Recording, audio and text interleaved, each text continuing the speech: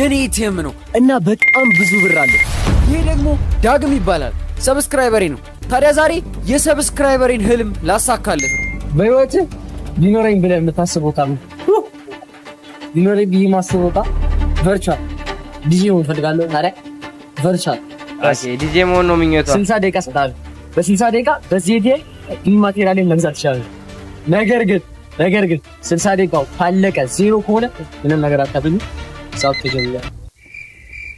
አሮት አዎ ኤግዛክትሊ የኔና አክቹዋሊ ኤቲኤም ካርዴን የሰጠሁት ምክንያቱም ዳግም ሁሉም ቪዲዮአችንን ሰፖርት ስለሚያደርግና ሰብስክራይበራችን ስለሆነ ነው። እና ምንድነው የሚሆነው? አሁን ቨርቹዋል ለመግዛት የት ነው አላውቅም። ማርያምን እኔ ከዚህ በፊት እኔ ቻሌንጅ ባቆ ኖሮ በጣም አሪፍ ነበር። ግን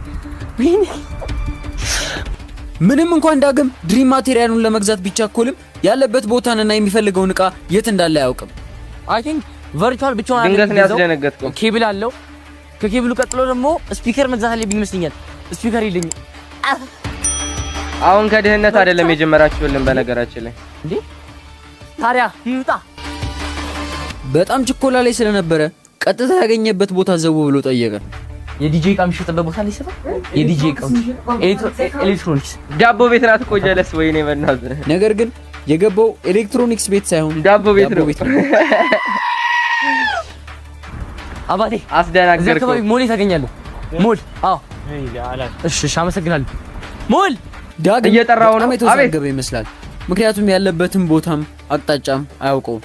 አይ ቲንክ ስገምት ያኛው የሀብታም ሞል ለዛ የሀብታም ሞል እንገባ ነው። ስንት ብር ኑሮት ነው ኤቲኤም ውስጥ? 0 ሳንቲም ከ0 ሳንቲም ነው የምናደርገው ማለት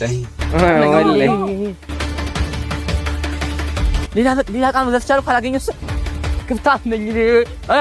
ሙዚቃ ክፍል አግኝተሃል?